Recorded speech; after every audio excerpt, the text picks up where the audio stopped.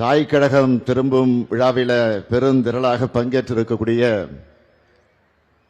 அருமை தோழர்களே, அன்பிற்கிணைய தாய்மார்களே,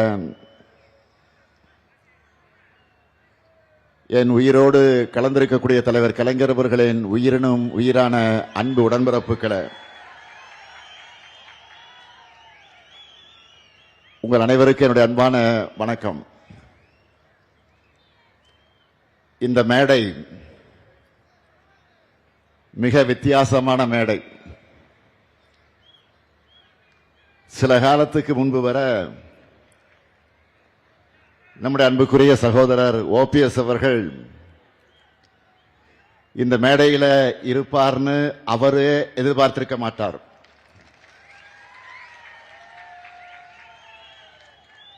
ஆனா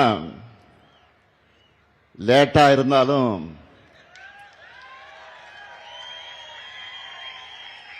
மக்கள் திலகம் எம்ஜிஆர் இருந்த தாய் கழகமான திராவிட முன்னேற்ற கழகத்திற்கு தான் திரும்பி இருக்கிறார்.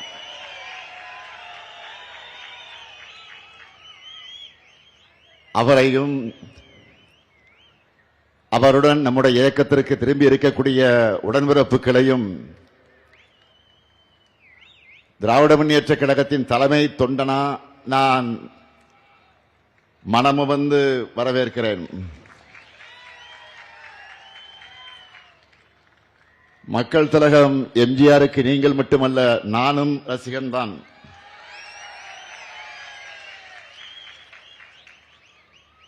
கழகம் எம்ஜிஆரை வளர்த்தது, அவரும் கழகத்தை வளர்த்தார். முத்தமிழறிஞர் கலைஞரை தலைவராக ஏற்றுக்கொண்டார். அப்படிப்பட்ட தாய் கழகத்துக்கு, தாயின் மடிக்கு நீங்க எல்லாம் திரும்பி இருக்கிறீங்க. மக்கள் திலகம் எம்ஜிஆர் அவர்கள் உருவாக்கின அதிமுக யாருக்கோ அடிமை சேவகம் செய்ய போனதுனால உரிமை குரல் எழுப்பி தாய் கழகத்திற்கு திரும்பி இருக்கீங்க. தடம் மாறாமல் திராவிட பாதையில பயணத்தை தொடரும் உங்களை எல்லாம்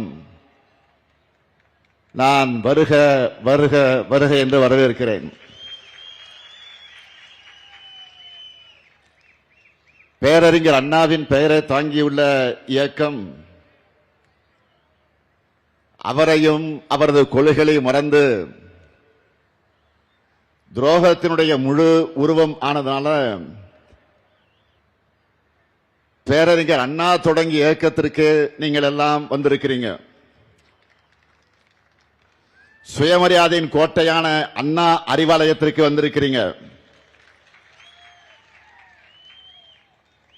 அண்ணாவின் தம்பியாக, கலைஞரின் உடன்பிறப்பாக உங்களை எல்லாம் வருக வருக என மீண்டும் மீண்டும் வரவேற்கிறேன். நம்முடைய அருமை சகோதரர் ஓபிஎஸ் அவர்களை இந்த மேடையில பார்க்கும்போது எனக்கு ஒரு நிகழ்ச்சி நினைவுக்கு வருது. 2008 தலைவர் கலைஞர் அவர்கள் முதலமைச்சராக இருந்தப்போ நம்ம ஓபிஎஸ் அவர்கள் சட்டமன்ற எதிர்க்கட்சி துணைத் தலைவராக இருந்தார். அப்போ நவம்பர் 11ஆம் தேதி இலங்கை தமிழர் பிரச்சனை குறித்து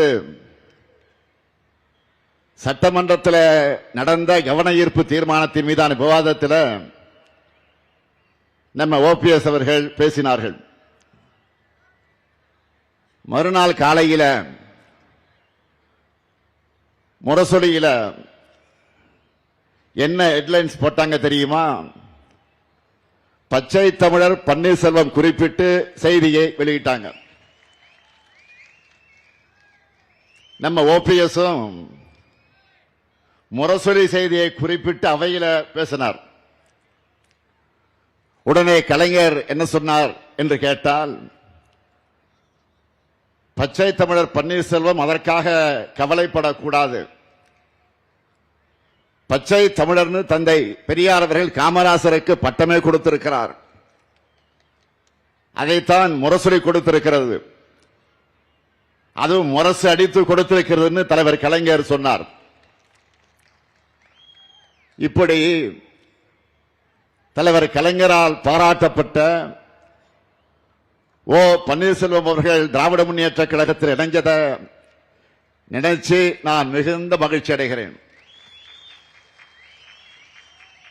நம்ம ஓபிஎஸ் அவருடைய ஸ்பெஷாலிட்டி என்னன்னு கேட்டா, எப்பவுமே சிரிச்ச முகமாகத்தான் இருப்பார். கூட பாருங்க, அதுதான் அவருடைய பண்பு. பொதுவா ஒருத்தரை ஒருத்தர் முறைச்சுக்கிட்டாதான் பிரச்சனை ஆகும். ஆனா நம்ம ஓபிஎஸ் அவர்களுக்கு அவருடைய சிரிப்பே ஒரு காலத்தில் அவருக்கு பிரச்சனை ஆயிடுச்சு. ஒரு முறை அவர் என்னை பார்த்து சிரிச்சிட்டார் சட்டமன்றத்தில். உடனே ஸ்டாலினை பார்த்து ஓபிஎஸ் சிரிச்சிட்டார்னு ஏதோ 2 நாட்டுக்குள்ள போர் வந்த மாதிரி பிரச்சனை ஆக்கிட்டாங்க.